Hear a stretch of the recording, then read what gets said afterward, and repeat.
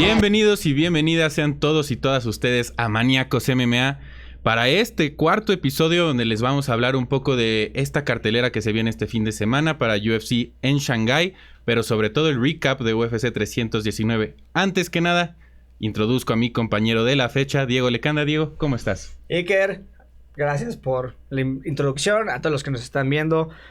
Muchas cosas de qué hablar, muchas noticias, el anuncio de UFC en Vancouver. Obviamente muchas peleas interesantes para ver qué es lo que viene para Khamzat, así que a darle. Hay que darle porque sí, la cartelera de UFC 319 fue absolutamente espectacular. No vimos a Chimaev convertirse en campeón del peso mediano en UFC, invicto, uno de los únicos dos campeones invictos que actualmente tiene la UFC. Y que además, digo, a mucha gente no le gustó cómo lo hizo Khamzat, pero lo que no pueden negar es que dominó por completo a Dricus y prácticamente no lo dejó hacer nada durante toda la pelea. Entonces, Diego, ¿tú cómo viste el performance de Khamzat y cómo viste también a Dricus du Plessis? Yo lo vi entretenido, antes que nada. Se estaba diciendo que era una pelea aburrida. A mi parecer, entiendo lo que la gente dice, que quería un poco más de acción. Y eso es lo que pasa cuando peleas con un peleador que decide usar la posición sobre la acción, ¿no? Entonces, obviamente, con este estilo de Khamzat, mantener su pecho pegado al de Dricus o contra la espalda, él solito no permitió darse espacio para conectar muchos golpes, y creo que pudo haberlo hecho, sobre todo después del tercer round, cuarto, en donde ya sabía cómo era el grappling de Dricus, ya sabía lo que podía esperar y pudo haber hecho un poquito más. Creo que esa es la frustración de las personas, no es tanto cómo lo hizo, sino que todos sentimos que pudo haber hecho más y no lo hizo. Pero es entendible también. Él estaba preparado para una pelea de 5 rounds, a lo que todo mundo sabíamos que si iba a la larga iba a ser de Dricus. Entonces hizo el plan necesario. Él le dice a Arman Tsarukyan en el tercer round, ya puedo intercambiar. Y Tsarukyan le dice, no, mantente con el game plan. Y lo hizo muy bien. Creo que no habla mal de Dricus tampoco, el perder así contra Khamzat. Creo que habla mejor de Khamzat. Sí. El poder dominar a un campeón de esa manera. Y un campeón que no es que no tenga juego de piso, ¿no? O sea, recordemos que acababa de someter como a 5 cintas negras de un jalón en un torneo. Digo, en África estoy seguro, pero no es cualquier cosa ganarle así a Dricus. Y no es minimizar a Dricus, es darnos cuenta el nivel de peleador que es Khamzat. Sí, también, digo, ahorita quizás puedan ver el gráfico en la pantalla, pero los strikes totales, ¿no? La diferencia es el diferenciador más grande en la historia de toda la UFC. Y quizás no fueron golpes significativos, pero al final el diferenciador son 484 golpes de diferencia a los que Khamzat le propinó a Dricus du Plessis. Y los golpes significativos que recibió Khamzat en toda la pelea fue un gran total de un golpe. Un golpe significativo en 25 minutos. Yo personalmente disfruté del performance de Khamzat. Yo sí pensé que iba a suceder eso. No pensé, esto sí lo reconozco, que el cardio de Khamzat diera para mantener ese ritmo los 25 minutos. El hecho de que lo haya puesto en un crucifijo 3 veces a un campeón del mundo tan fuerte físicamente y tan bien preparado como Dricus du Plessis, para mí fue aterrador. Yo diría que eso es como describiría a Khamzat, un personaje absolutamente aterrador, desde el stare down cuando va a empezar la pelea hasta el outcome, ¿no? O sea, lo dominó por completo. Sí, como esa cara de Khamzat cuando está levantándole la cejita y vemos a Dricus también muy serio. Creo que acá la cuestión es qué podemos esperar de Khamzat a futuro, ¿no? Qué tanto él aprendió y qué tanto se dio cuenta que necesita tener ese game plan para durar 5 rounds. Porque lo hemos visto pelea tras pelea. Khamzat está tan acostumbrado a ser dominante que no conoce tanto el daño. Y cada vez que le pegan, se ve muy incómodo. Hay peleadores que están muy a gusto en el intercambio, reciben y dan, y no pasa nada. Pero Khamzat no es de esos peleadores. Las pocas veces que Dricus conectó, las pocas ventanas que le dio para tener éxito, Dricus conectó y a Khamzat se le veía, no quiero decir lastimado, no tan tocado, pero sí tiene unas reacciones grandes a los golpes. Entonces, tiene que tener ese dominio total sobre el oponente, porque si no, se vuelve una pelea más difícil para él. Y lo vimos contra Usman, lo vimos contra Burns. A la larga, aunque esté controlando, él empieza a decaer, ¿no? Entonces, si no es totalmente abrumador su estilo, creo que es peligroso para él. Entonces, tiene que aprender a durar 5 rounds, pero no solamente con este estilo, porque lo pudo hacer con Dricus, pero hay otros grapplers en la división que son mejores o que tienen unas guardias más activas y que le van a dar más problema en el piso. Entonces, si no logra finalizar y tiene que hacer una pelea duradera, sí tiene que seguir mejorando ese cardio. Yo no vi un Khamzat que dijera, es que estos peleadores míticos, ¿no? Que se desbloquean como, cardio Khamzat es el nuevo peleador mítico. Yo no vi un cardio muy diferente. Simplemente vi que pudo aplicar una estrategia que le permitió manejar su cardio de una mejor manera. Sí, en eso coincido. También creo que la preparación física que tuvo para este campamento con el coach de TJ Dillashaw y todo el camp de Jackson que estuvo en Los Ángeles preparándose, hizo que tuviera justo una mejoría en su cardio. Yo creo que sí se vio una mejoría, aunque sí coincido contigo en que no se vio como un Merab, ¿no? Eso sí, creo que es muy difícil. O como un Fluffy Hernández, que para mi gusto es el reto más difícil para Khamzat en esa división, que ya les estaremos hablando más de ese tema en particular un poco adelante. Pero hay que hablar del resto de la cartelera, porque, a ver, las 2 peleas previas tuvimos knockouts históricos, ¿no? Por primera vez en la historia de la UFC hubo 2 knockouts con codazos giratorios en una cartelera. Y esto es impresionante porque ese es un quinto de los codazos giratorios que ha habido en la historia de la UFC. Y además, qué codazos, qué knockouts, qué highlights. Espectacular lo de Prates y Murphy, la verdad. La gente estaba tuiteando que, knockout del año para Carlos Prates. Y después Lerone Murphy hace el suyo, que me parece todavía mejor. La calidad de timing que tiene contra Aaron Pico, definitivamente una noche espectacular que creo que también tiene que ver con la reacción que tuvo la gente por la pelea de Khamzat, ¿no? Al venir de una cartelera, no solamente esas 2 peleas, la cartelera en sí dio muchísimos knockouts. Entonces, cuando tienes un evento estelar que no está a la altura del resto de la cartelera, se puede sentir peor, pero regresando al tema de Khamzat, a mí no se me hizo una pelea aburrida. De hecho, se me hizo impresionante la manera en la que dominó y el he manhandles, ya saben, él te trae como trapo.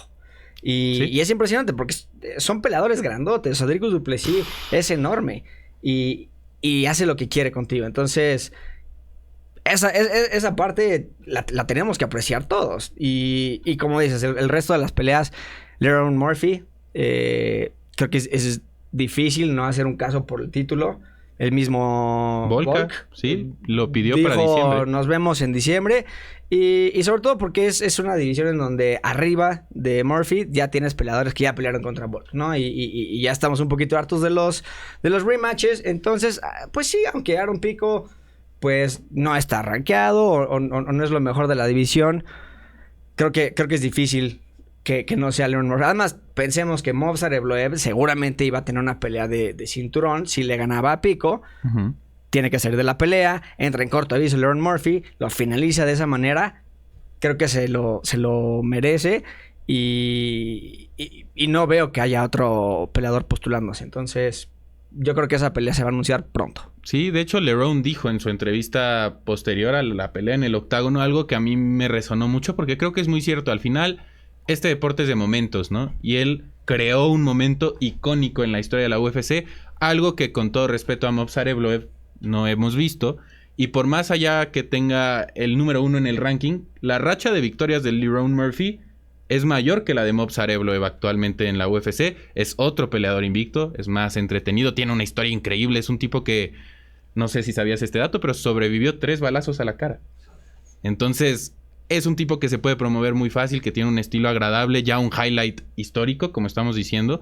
Entonces, Volkanovski Murphy para diciembre es muy probable que lo veamos. Y también Carlos Prates en su entrevista dijo, como es mi cumpleaños, Dana, déjame pelear en Río el 11 de octubre en la pelea coestelar con mi amigo Charles Oliveira. Y el rumor es que va a pelear contra Leon Edwards porque fue lo que él pidió. Veremos si sucede, pero qué knockout también. El primer hombre en noquear a Geoff Neal en toda la historia de la UFC. Sí, creo que es una pelea que tiene sentido, es una pelea razonable en los rankings.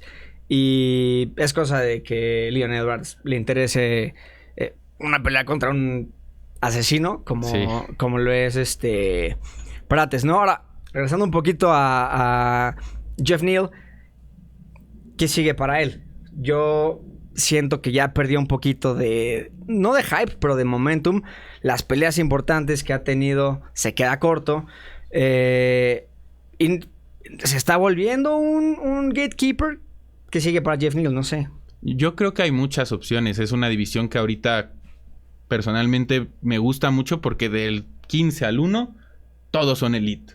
Todos son absolutamente elite. Entonces está Michael Morales, están personas como Ian Gary, incluso Joaquín Buckley. A mí me gustaría mucho ver Neal contra Buckley. Creo que es una buena pelea en términos de estilos. Entonces, sí, yo estoy de acuerdo contigo en que Jeff Neal ya está agarrándose como esta reputación de gatekeeper, pero al final sigue siendo un contendiente que noqueó a Belal Muhammad, noqueó a Vicente Luque. Es muy peligroso. Le dio la pelea más dura de toda su carrera a Shavkat. Entonces, creo que Jeff Neal le tocó lastimosamente enfrentarse contra un Carlos Prates que venía muy motivado, que venía de una derrota durísima contra Ian Gary más que nada el tema del ego, ¿no? Porque Carlos Prates habló mucho en la previa de esa pelea de Ian Gary y al final le salió el tiro por la culata, como decimos aquí en México. Entonces, creo que Prates ya con esta victoria, con este highlight, ya puede otra vez voltear a ver a los que están arriba de él en la división. Sí, estoy de acuerdo, porque además, ahorita que estabas mencionando el resto de la división, todos son peleadores que con 1 o 2 victorias podrían estar retando por el cinturón.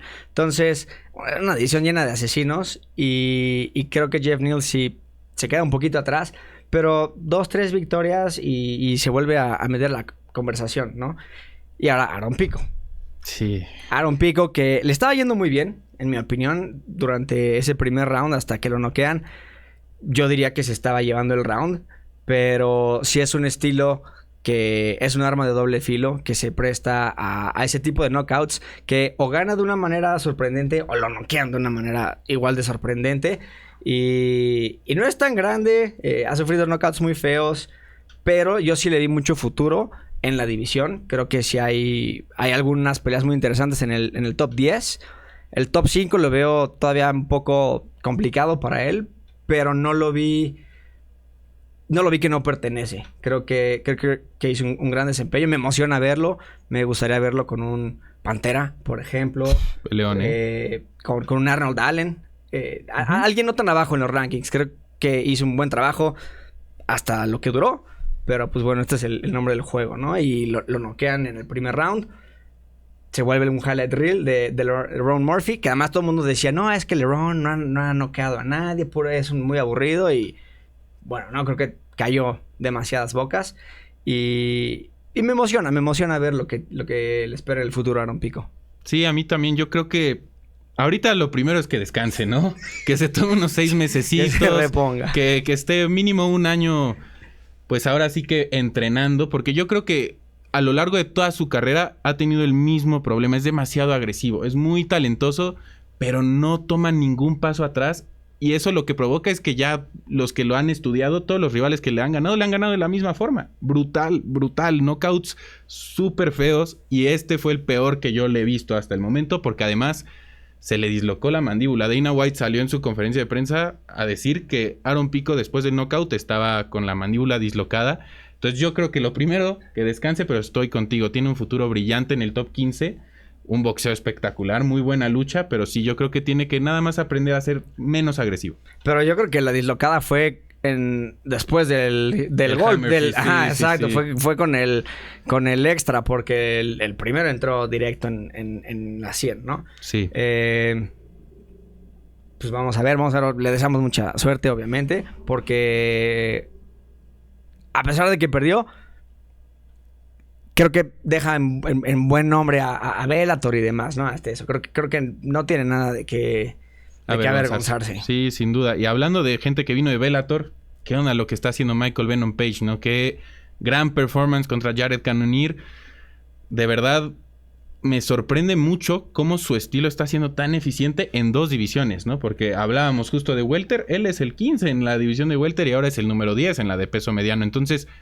la pregunta es, si tú fueras MVP, ¿cuál sería tu siguiente paso? ¿Welter o mediano? Yo lo dejo en peso medio. Creo que por la edad que platicábamos la semana pasada, está mejor estar peleando en una división un poco más grande porque además en peso welter tienes peleadores mucho más rápidos, mucho más jóvenes y al estar peleando en peso medio sigue teniendo esa ventaja de velocidad y hay peleas también muy interesantes para él. Creo que está lejos de pelear por el cinturón en cualquiera de las dos divisiones. No es un estilo... Es un estilo divertido, pero puede llegar a ser aburrido si no consigue ese knockout. Uh-huh. Y creo que le ha faltado un poquito de... Pues sí, le ha faltado finalizar como para llamar la atención de muchos fans, de la empresa. Pero creo que peso medio se presta para que se luzca un poquito más. O sea, lo veo... que le esté yendo mejor en medio que en welter. Sí, coincido contigo porque además welter tiene muchos grapplers, muchos luchadores, muchos peleadores muy completos y la verdad es que Michael Venom Page pues no es un peleador que tiene ese juego de piso en una misma calidad como lo tiene Usman, como lo tiene Belal, como lo tiene Sean Brady, Ian Gary, que ya lo demostró. Entonces, sí, yo creo que una buena pelea para él sería, por ejemplo, Israel Adesanya, a pesar de que son muy buenos amigos. Es una pelea que creo que en el clash de estilos sería muy interesante ver a Adesanya contra MVP. Nada más la pongo ahí en la mesa para los que nos están escuchando. Yo en desacuerdo, estoy muy en desacuerdo con esa, con esa opinión. Cuando tienes a dos Counter Strikers, se vuelve una pelea muy aburrida. Entonces, habría que ver, siendo que Adesanya tendría que ser un poquito... Bueno, sería el agresor. Y para que Adesanya sea el agresor, es porque MVP de verdad que solamente hace Counter Striking. Puede ser una buena pelea, pero yo creo que estaríamos viendo un Wonderboy contra Woodley, una cuestión así medio tediosa, aburrida. Esperemos que no, esperemos que sea más positiva que un Woodley contra Wonderboy, porque esa pelea, si no la han visto, no la vean, no pierdan su tiempo. Esas peleas fueron dos. Exacto. Bueno, la última pelea de las estelares antes de hablar de todo lo que tenemos que hablar en este programa, Elliot contra Sakura, que fue el upset de la noche. La sumisión de Team Elliot pagaba más 2,200 en el segundo round en las apuestas en vivo. Una locura lo que hizo Team Elliot. Que más ya que ves la pelea, como que no entiendes por qué todos pensamos de una manera diferente. Creo que nos fuimos con el hype de Kaya Sakura, que era campeón y que había peleado contra Pantoja. Pero ya que lo vimos ser dominado de esa manera, se expuso que de verdad le falta mucho grappling en su juego. Se vuelve un peleador que se va atrás de la fila y que en retrospectiva ya no es una victoria tan vistosa de Pantoja, ¿no? Entonces, pues bueno, vamos a ver qué le espera a Kaya Sakura, pero es mucho trabajo el que tiene que hacer porque su juego de piso fue nulo. Sí, deja mucho que desear. Yo creo que así de sencillo, ¿no? Kaya Sakura tiene que mejorar su jiu-jitsu muchísimo, su defensa de derribos, porque de pie sí se vio muy bien en el primer round. Conectó a Team Elliot en algunas ocasiones, tuvo sus momentos, noqueó a Manel Kape en Rising, entonces sabemos que tiene ese poder de knockout, pero nada más hace falta que su juego sea más completo, ¿no? Porque al final en Rising, pues vemos muchas peleas de kickboxing también, entonces le hace falta adaptarse a Sakura, es lo único que le hace falta, pero de que es un peleador talentoso, lo es. Hablando de peleadores talentosos, Ramiro Jiménez, que ya se los platicamos la semana pasada, gana por nocaut en el primer round en la primera pelea de ayer, en el Contender Series, menos de 3 minutos me parece. Lleva 7 de sus últimas 8 victorias siendo finalizaciones en el primer round. 9 de sus 11 victorias como profesional, que está invicto, han sido en el primer round. Entonces Ramiro Jiménez es un prospecto muy interesante para México ahora en la UFC. Y además no solamente eso, a mí también, aparte de la pelea, de la finalización, algo que me sorprendió, que se me hace que es muy bueno, es el inglés que maneja, la entrevista que dio, lo bien que habló del Performance Institute de aquí de México. O sea, es un cuate que se ve que es sumamente inteligente, sabe lo que necesita. Y un gran prospecto. Es un peleador que a su corta carrera sí lo veo listo para las grandes ligas. Obviamente sí creo que tiene que tener un crecimiento lento. Sí, ajá. Sí. Tampoco creo que sea un talento que van a impulsar tan rápido como lo fue en su momento Pico. Raúl Rosas. ¿No? Que mucho hype y después se vio que no. pero definitivamente uno de los prospectos más emocionantes que tenemos que ofrecer los mexicanos. Sí, además campeón en combate global, que también otro campeón de combate global compite la próxima semana, Cristian Puas Pérez, que son casi mejores amigos ellos dos. Entonces bien dicen que hierro forja hierro, y se notó qué gran performance de Ramiro, que además hay que decirlo, nada más para destacar, todos los ganadores de ayer se llevaron contrato en el Contender Series, algo que pocas veces pasa. Entonces fue una muy buena noche para todos los que somos apasionados de las artes marciales mixtas. Hablando también de otro prospecto mexicano que dio mucho de qué hablar en el TUF, ya hablamos un poquito de él aquí en el programa. Ya se confirmó que Imanol Rodríguez firmó con la UFC. Hubo un leak en Twitter donde él en un Instagram Live enseñó que había firmado un contrato digital con la UFC. Imanol, lo siento, tú lo diste a conocer, no es nuestra culpa, hermano. Pero es muy emocionante. A mí me emociona mucho que Imanol esté en la UFC porque Morales, que de hecho estuvo en la cartelera, ganó el TUF y sometió a Idiris, que Idiris era el favorito para ganar todo. Imanol, yo creo, hasta la fecha que le ganó a Morales en la pelea que tuvieron en el TUF. Entonces, eso te habla del nivel que tiene Imanol. Va a ser muy emocionante verlo en la UFC. Sí, muy merecido. Es normal que peleadores que no ganen el TUF, de todos modos, si sorprenden a Dana White, si hacen una buena impresión, se llevan un contrato. Y vamos a ver, porque además está muy joven también, tiene mucho futuro, pero como dices, al enfrentarse a un veterano, llamémosle, lo hizo muy bien. Entonces, una promesa también muy, muy buena por parte de México. Sí. Y además los dos creo que son de Ensenada, Baja California. Entonces Baja California ahí tiene algo especial en el agua. Deberían de pasarnos el tip aquí en la Ciudad de México. Pero nada más para terminar con el bloque de noticias. Hablamos de la división de las 185 al principio. Khamzat es el nuevo campeón. Pero ya está anunciado que el 18 de octubre tenemos otro evento estelar en Vancouver. Reinier de Ridder va por su quinta pelea este año contra Anthony Hernández, que viene posiblemente del performance más dominante que yo he visto en muchísimo tiempo y más humillante también, porque a Roman Dolidze, con todo respeto a Roman Dolidze, Anthony Hernández estaba riendo en los intercambios. Yo nunca he visto a un peleador que a medio golpe se esté riendo en tu cara y te esté hablando. Eso es imprescindible y ese evento estelar va a estar espectacular, no lo puedo esperar. ¿Tú qué piensas de la división de las 185 libras y cómo está encaminada en este momento? Es impresionante cómo de repente de un día a otro la división se vuelve a otra. Hace un año yo creo que platicábamos que era una de las divisiones más deficientes y teníamos a Marvin Vettori, a Cannonier, que eran los retadores, los que se postulaban para pelear contra Adesanya, y en 8 meses... 10 meses, la división que tenemos ahora con Fluffy, con Caio Borralho, con Imavov, que va a pelear ahora en París. En París. Y yo siento que de esa pelea, bueno, ya platicaremos después, saldrá el contendiente por el cinturón, ¿no? Entonces, no, pues definitivamente Fluffy, grandioso. Grandioso, y además de los que representan a México, aunque no sea mexicano de nacimiento, aquí nos representas, Fluffy. Entonces, apoyando el 18 de octubre y también, hablando de las peleas que se vienen, hablemos de este fin de semana. ¿Por qué? Porque el viernes, nada más rápido, para las personas que de verdad aman este deporte, sigan lo que va a ser Road to UFC 4, porque ahí los mejores prospectos de toda Asia que no están firmados con la UFC, pero que están en el PI de Shanghái, compiten por contrato en la UFC, y en el evento estelar va a estar una de las mujeres más talentosas de los Fighting Nerds, que es Bruna Brasil, y van a disputar un título en la estelar y coestelar en el Road to UFC. Entonces, no les vamos a hacer un análisis de la cartelera porque francamente son prospectos que no conocemos en su totalidad.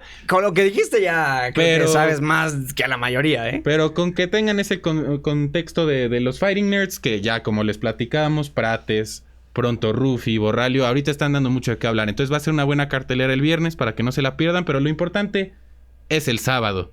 UFC en Shanghái, tenemos una cartelera estelar bastante buena.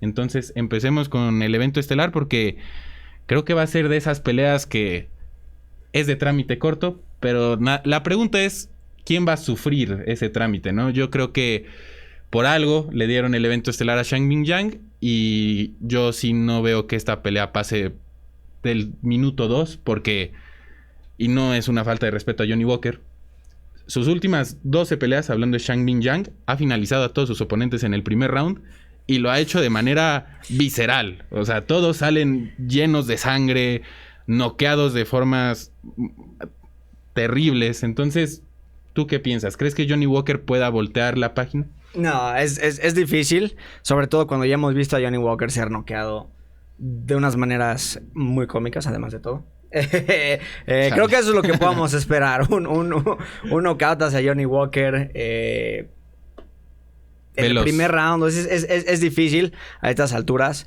cuando tienes a un noqueador como es Zhang Mingyang, pelear contra Johnny Walker, que tiene grandes momentos y al principio se postulaba como el futuro de la división. Sí. Y tiene esa magia, pero la empezó a perder cuando quiso darle un poquito más de estructura a su estilo. Creo que cuando tienes un estilo como el de él, hay que alimentar esa locura. Y creo que retrocedió un poquito en eso. Eso le afectó. Y se ha vuelto más bien un peleador que es de highlight reels para otros, ¿no? Uh-huh. Obviamente no lo descuento. Creo que el poder ahí está. La creatividad ahí está.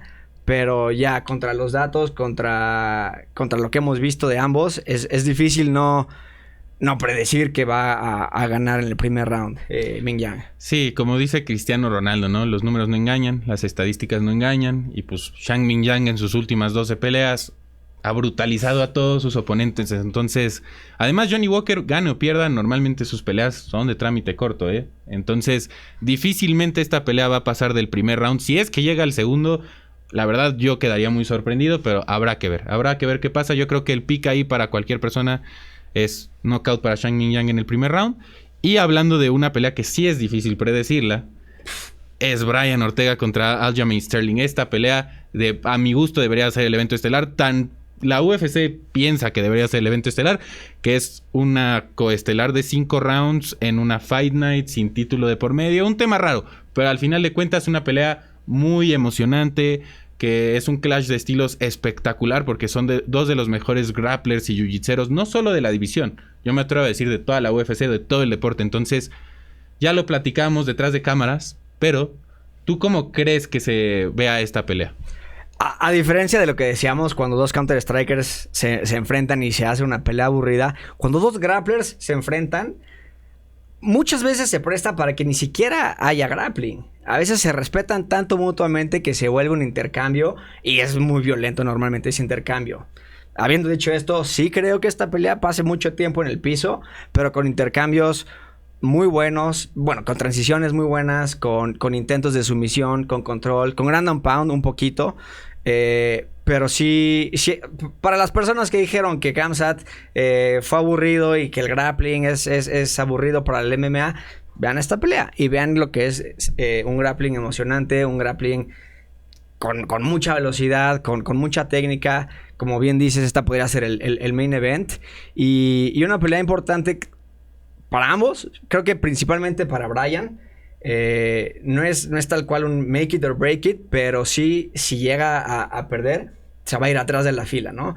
Y Aljo necesita una gran victoria para hacer un caso fuerte, para ser el siguiente retador por el cinturón, que es lo que quiere. Creo que todavía está a tiempo. A una pelea más, ¿no? Incluso si gana, yo creo.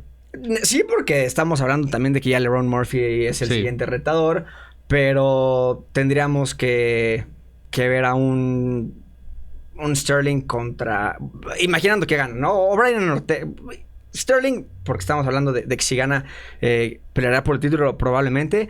Si no se lo dieran después de Murphy, me imagino que una pelea contra un... Yair, un Diego López. Por ahí creo que una más.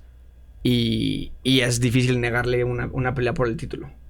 Sí, estoy de acuerdo contigo en eso, porque además la única derrota que ha tenido Aljo en la 145 es el actual contendiente número 1, que es Evloev. Y además, si no han visto esa pelea, eso es grappling muy entretenido. Así que por favor, chéquenla, Evloev Sterling. Yo sí creo, la verdad, y no solo es porque traiga la playera de mi Brian, ¿no? Pero sí creo que Brian...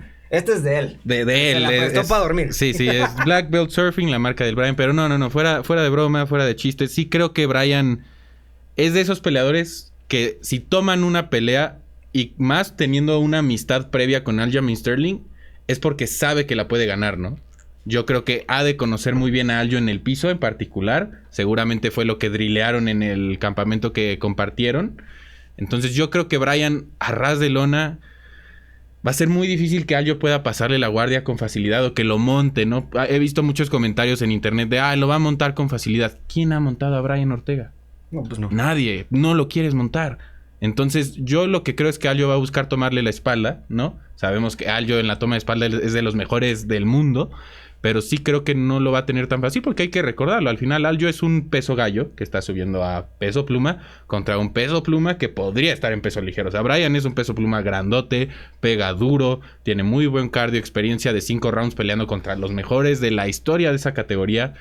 Yo no descartaría a Bryan todavía. Creo que es una pelea en donde hay dos posibilidades. O Aljo demuestra justamente ser dominante en el piso y que puede implementar su voluntad por encima de Bryan, o Bryan encuentra una finalización. Yo creo que esas son las dos posibilidades. Y me voy a atrever incluso a darles un pick para todos los que nos están viendo. Si hablamos de la historia estadística de Bryan, casi todas sus finalizaciones en la UFC se dan en el tercer round.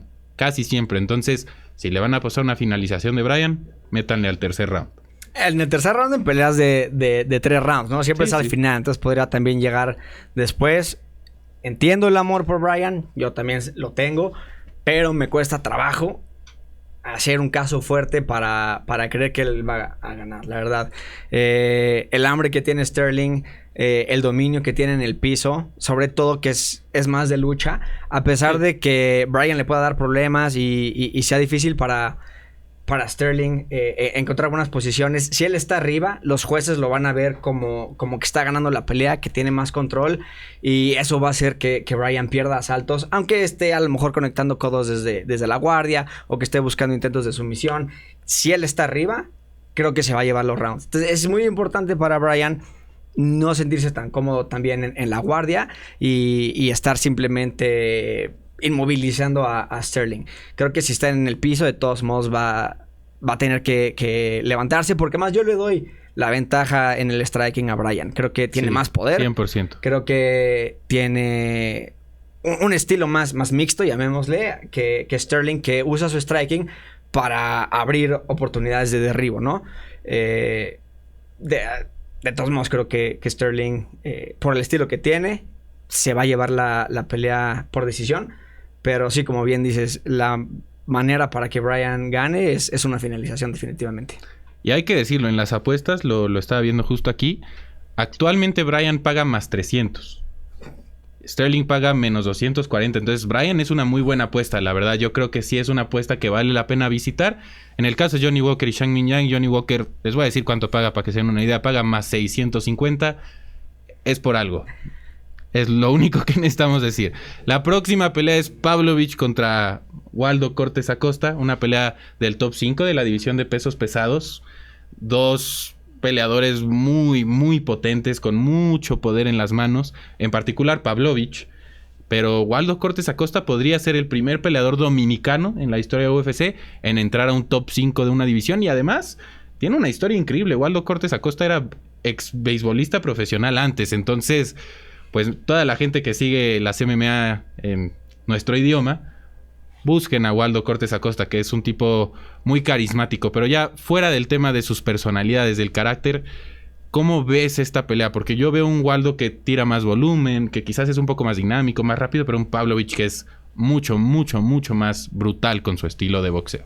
Esa es la cuestión, ¿no? Que tienes que aguantarle la pelea completa a Pavlovich, que tiene dinamita en las manos. O sea, en cualquier momento te puede noquear, pero son tan altas lo que está en juego en esta pelea, que yo creo que Cortés Acosta va a ser una pelea muy inteligente. Creo que va a usar un buen boxeo, va a mantener la distancia. Estás hablando de que está peleando contra un ex contendiente por el cinturón, un top 3. No solamente va a entrar a un top 5, sino se está postulando para pelear por el cinturón. Sin duda. Digo, ya hablar de Thomas Pinal son otras ligas, pero este enfrentamiento contra Pavlovich es definitivamente una pelea muy ganable, y es cuestión de hacer una pelea más inteligente. Veo difícil que lo finalice, la verdad, pero no se me hace descabellado que gane una decisión sólida. Sí, yo creo que el volumen de golpeo, yo justo es lo que iba a decir, es lo que le va a dar la ventaja a Waldo, porque Pavlovich en su pelea con Volkov, digo, ahí la distancia es otra cosa, ¿no? Pero en su pelea con Volkov se vio muy frustrado con los golpes rectos. Pavlovich es un heavyweight clásico, él avienta bombas todo el tiempo, está buscando finalizarte. Waldo no, es un peleador más calmo, mucho más técnico, más táctico incluso. Entonces yo creo que podría incluso buscar también luchar, el clinch contra la reja. Es muy metódico, es muy cerebral Waldo Cortés Acosta y creo que eso le da la ventaja para este matchup. Es el favorito por muy poco, menos 130. Entonces es una pelea muy pareja en las apuestas. Esa parte no la entiendo, la verdad. Sobre todo, como dije, que estamos viendo un Pavlovich que ya peleó contra Tomás Pinal, que ya está mucho más probado. Se me hace interesante eso. Sí, yo creo y quiero que gane Cortés Acosta, pero si les gusta apostar, creo que este es en donde el underdog es una buena opción. Sí. No está Nat con nosotros, pero eso es lo que les diría ya. Exacto. Ahí están los picks. Y también Sumu Daerji, otro chino que estuvo rankeado ya en la división de peso mosca, va a pelear contra Kevin Borjas, que viene de vencer a Lazy Boy de una forma apabullante. No tiene el mejor récord en UFC y por eso se le descarta mucho. Pero hay que decir contra quién ha peleado: Joshua Van y Alessandro Costa. Entonces Kevin Borjas ha tenido un recorrido muy complicado en la UFC y también es un underdog que paga muy bien, peruano, como nuestra querida Natalia, así que saludos a Nat.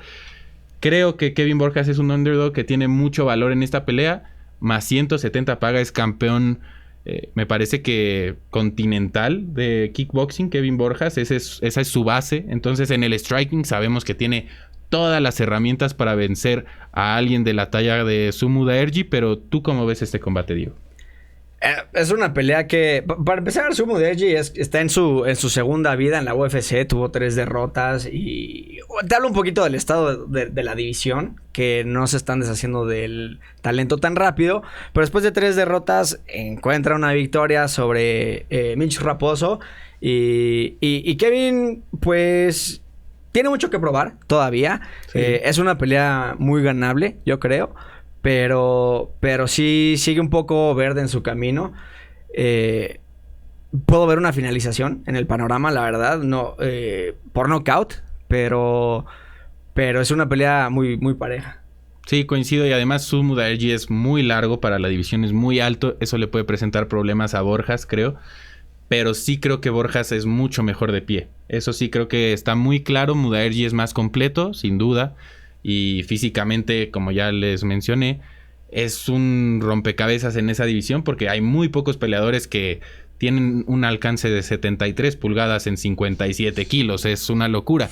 Pero, con eso dicho, tenemos otra pelea que quiero destacar de esta división porque en las preliminares Charles Johnson pelea contra el invicto Louner Cavanagh, que Louner Cavanagh, incluso Ilia Topuria sale en un clip diciendo él es el futuro campeón de la categoría. Entonces esa pelea va a ser muy, muy interesante porque Charles Johnson también ahorita es el número 15 de la categoría contra un invicto. ¿Cómo ves ese combate?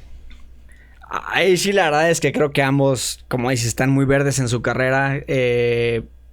Cualquiera de los dos podría dar una sorpresa.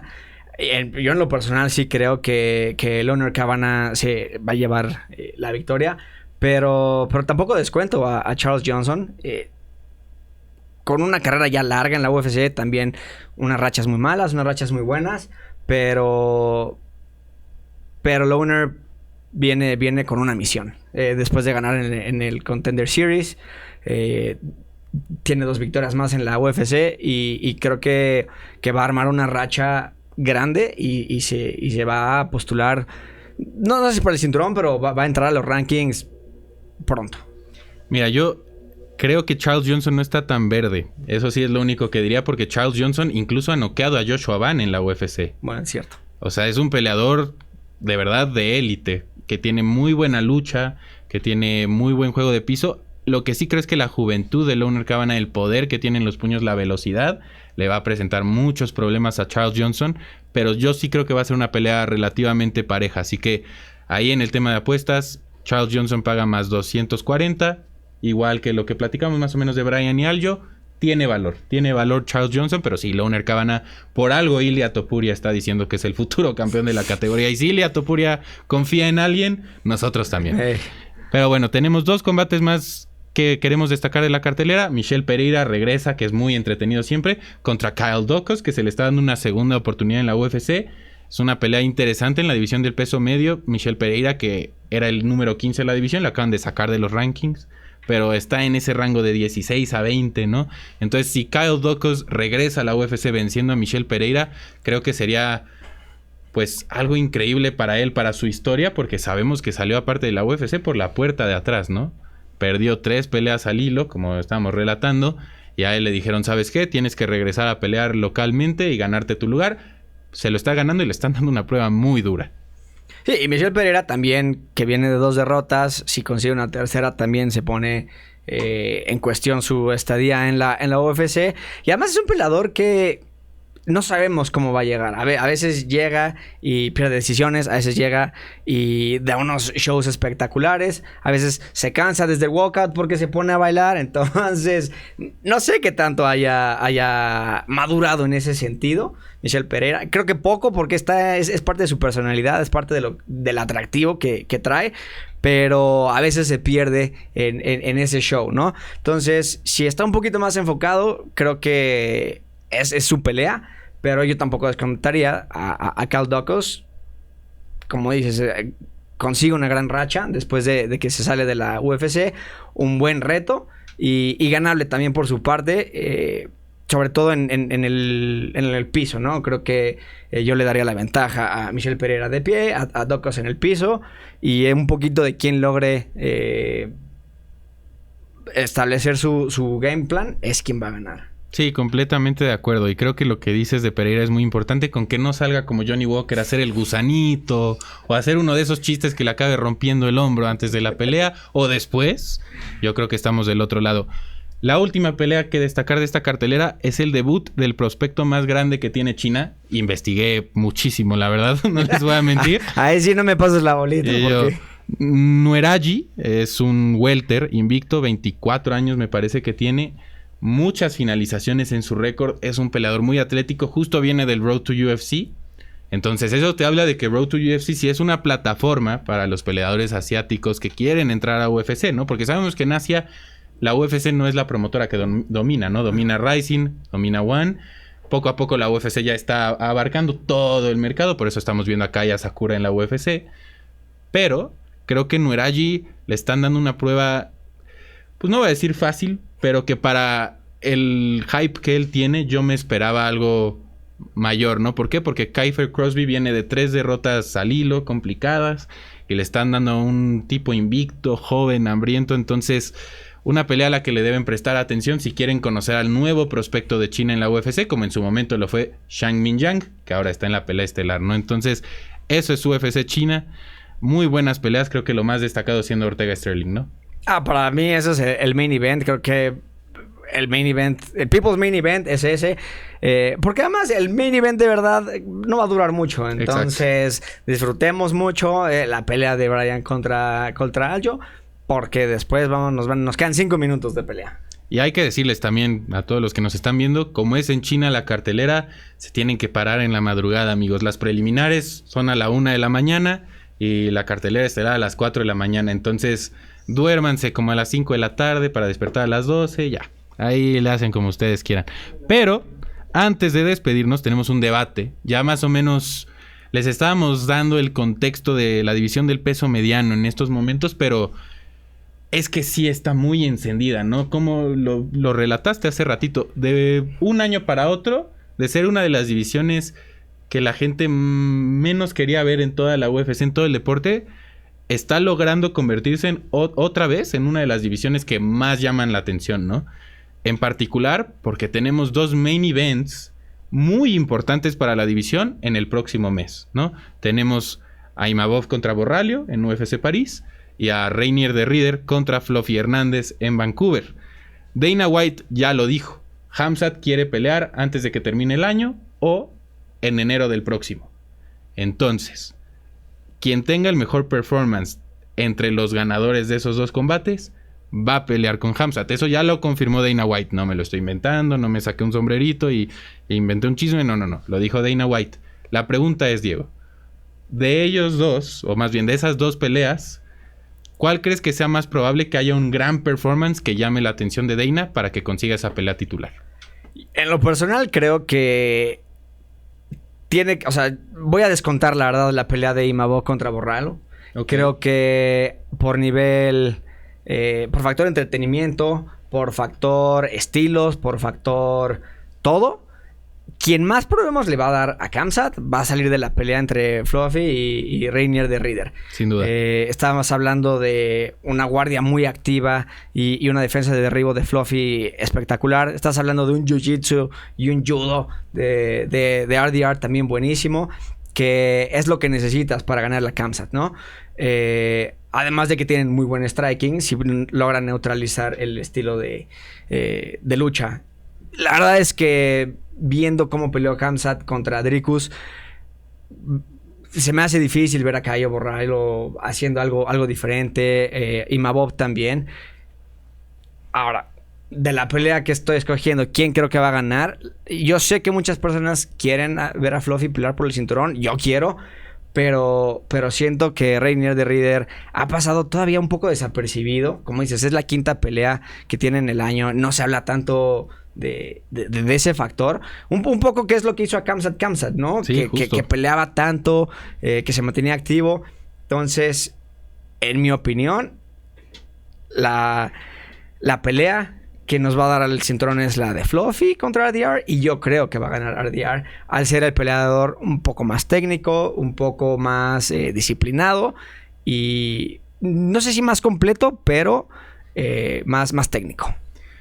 Interesante. Yo la verdad coincido contigo en que tanto RDR y Fluffy son los retos más difíciles para Khamzat, pero creo que Imavov y Borralho sí tienen también este factor. Imavov viene de noquear a Adesanya. Hay que decirlo. O sea, ese highlight en sí es bastante potente, ¿no? Entonces creo que Imavov, si logra noquear a Borralho también o logra finalizarlo, yo creo que él va a ser el siguiente contendiente. Pero en lo que sí estoy de acuerdo contigo es que RDR y Fluffy son retos más difíciles para Khamzat. En eso estoy completamente de acuerdo. Y también no creo que gane Imavov. Yo creo que Borralho le va a ganar a Imavov porque Borralho es más completo. Yo soy muy fan de los Fighting Nerds también, entonces me voy con los Fighting Nerds. Pero creo que justo Borralho va a usar su grappling, va a usar el clinch mucho, las patadas para mantener una distancia con Imavov. Y no va a ser una pelea igual de entretenida, igual de espectacular como lo va a hacer RDR contra Fluffy. ¿Por qué? Porque ahí ambos... Si algo hemos visto de RDR y de Fluffy es que no dan un paso atrás. Nunca. Nunca. Sus voluntades son inquebrantables, ¿no? Reinier de Ridder acaba de pelear contra Robert Whittaker. Y Robert Whittaker estaba exhausto en el tercer round. Yo nunca he visto eso en mi vida. Y fue por la presión de Reinier de Ridder. Por esos rodillazos al cuerpo también, que son muy efectivos. Yo creo que eso le puede causar problemas a Fluffy. En lo que yo sí difiero es que yo sí creo que Fluffy va a ganar. Yo creo que después del performance que vimos de Fluffy contra Roman Dolidze, el cardio que tiene Anthony Hernández en esta división es Merab. Es el Merab de las 185 libras. Intentar 16 derribos en 3 rounds y tirar 200 golpes pesando 83 kilos es una locura. Una locura. Y creo que Reinier de Ridder es un tipo muy pesado. Ha peleado en 205 libras, hasta en heavyweight en one. Y eso le puede dar la ventaja si queda encima de Fluffy Hernández. Pero lo veo muy complicado. Yo creo que Fluffy Hernández va a derretir a Reinier de Ridder. Yo creo que eso es lo que va a pasar y va a conseguir su pelea titular. Entonces gana Imavov, gana Fluffy. No, gana Borralho, gana... perdón, gana Borralho, gana Fluffy y le dan el título a... Bueno, la pelea por el cinturón a Fluffy. Sí, eso es lo que yo creo, porque además Fluffy ahorita tiene la racha de victorias más larga en la división, en UFC. Lleva 9 victorias, si gana una más creo que van a ser ya las 10. Entonces es muy raro ver que un peleador con una racha de victorias tan larga no le den esa pelea, ¿no? Belal, quizás, o un Leon. Un Evloev. Pero con el estilo que tiene Fluffy no es lo mismo. Y también es carismático, es un tipo... que además su última derrota fue justo contra Kevin Holland en la pandemia hace muchísimo tiempo. Entonces ha evolucionado un montón. Y por otro lado, creo que la UFC con Borralho y Khamzat, como ellos también entrenaban juntos antes, es una pelea que quizás podría como costarles hacerla, ¿no? Por el tema de que Khamzat quizás no quiera pelear con él porque son amigos. Entonces yo sí veo a Fluffy siendo el próximo retador, aunque no descarto a The Reader, ¿no? Es un gran peleador, fue campeón de 2 divisiones en One y ahorita pues es el peleador más activo este año en UFC. Entonces va a estar muy interesante ese main event y también el de París, pero creo que el de Vancouver en particular, wow. Yo la verdad hubiera querido que hicieran otra pelea justo para que uno de ellos no se descartara, pero ni modo, ya estamos aquí. Y es que eso es lo curioso, porque también Khamzat dice, quiero pelear en Abu Dhabi, y entonces uno cree que están justo esas dos opciones, ¿no? Que está Fluffy, que está RDR, y en vez de anunciar una pelea con alguno de ellos dos, se anuncia la pelea de ellos dos, ¿no? Lo que hace que se vaya un poquito más para atrás la pelea de Khamzat, no va a ser un regreso tan rápido, pero también estaba revisando los rankings, y quien está más arriba de esos 4 es Imavov. Sí. Entonces, si Borrayo... no, creo que nunca sé pronunciar. Borrayo, no sé. Somos mexas, hermano. Exacto. Cayo. Exacto. Para los cuates. Si gana Cayo, él quedaría arriba en los rankings sobre los... Una disculpa. Sobre los otros 3, ¿no? Entonces, también, a pesar de la racha que dices que tiene RDR, sería difícil negarle a Cayo una pelea si es que, por el cinturón, si es él quien está hasta arriba en los rankings, ¿no? De los 4. Pero por ejemplo, ahorita lo estamos viendo en peso pluma. Evloev le están negando esa pelea de título y lleva siendo el contendiente número 1 un buen rato. O sea, creo que al final Dana White, él mismo lo dijo, por eso creo que es tan interesante que él abiertamente haya dicho esto, porque él dijo... el que tenga el mejor performance. O sea, a él no le importa si eres el 8, si eres el 5, si eres el 2, si eres el 4. A él lo que le importa, y lo vimos con Lerone Murphy ahorita, son los momentos, son los highlights. En el Contender Series lo estamos viendo, ¿no? También. Si tú... Y que vendan. Exacto, que tengan carisma, que tengan un buen estilo de pelea y que también pues, sea rentable para la UFC promoverlos. Al final, Reinier de Ridder es un peleador holandés. No hay peleadores holandeses en la UFC actualmente. El último que se me viene a la mente es Alistair Overeem. Entonces, es una forma de poder promover al peleador, como en su momento fue con Dricus, siendo sudafricano. Y Imavov, que es francés, se puede promover también de cierta manera. Y Fluffy Hernández, que es mexicoamericano, aún más. Porque aparte, la UFC ahorita solo tiene una campeona que es nacida en Estados Unidos, y es Kayla Harrison. Entonces, el tener un retador nacido en Estados Unidos para ellos, yo creo que si algo estamos viendo con la UFC es que ese mercado les importa bastante, ¿no? Sí, de acuerdo. Dicho eso, de todos modos, creo que Khamzat va a tener muchas mejoras. Muy probablemente se convierta en el GOAT de la división si logra mantener este ritmo, este dominio. Y me emociona mucho lo que le espera a la división, porque como decíamos, los contendientes que están alineados, da igual el orden, son asesinos tras asesinos, incluyendo a Khamzat, ¿no? Él principalmente, a pesar de que la gente diga que es aburrido, se les olvida que noquea en un minuto cuando quiere y puede. Exactamente, ¿no? Creo que es algo que necesita recordar la gente, ¿no? O sea, no... Sí eres tan bueno como tu última pelea, pero no dejas de haber hecho lo que hiciste. Entonces, Khamzat creo que sigue siendo... no una promesa, pero es prometedor, llamémosle. Sí, también el tema con la división es que ahorita justo está rejuveneciéndose, ¿no? O sea, todos estos peleadores es la nueva generación. Es lo mismo que estamos viendo con el peso ligero, con el peso pluma incluso. Entonces... va a ser muy interesante todo lo que suceda en este mes con la división de peso mediano, porque pueden pasar 1000 cosas. Puede caerse una pelea, puede que entre alguien más, tome su lugar. Por eso amamos tanto este deporte.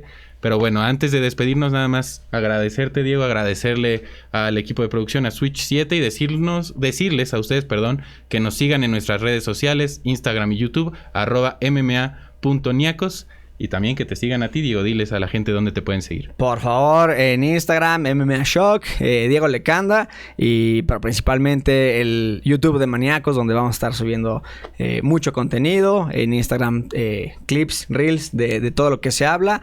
Y déjenos sus comentarios constructivo, mentadas de madre, aplausos, todo es muy bienvenido, porque esto es para ustedes. Al final del día queremos darles el contenido que les gusta, y venga, porque vienen muchas cosas muy buenas. Así es, negativo o positivo, comenten, sea lo que sea. A mí me pueden seguir en @IkerGamba o The MMA Poet.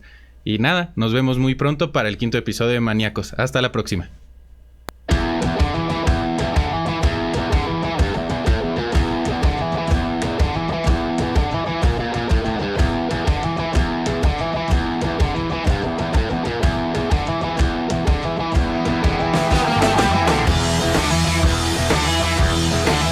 Producciones Switch 7. Comunicamos tu pasión.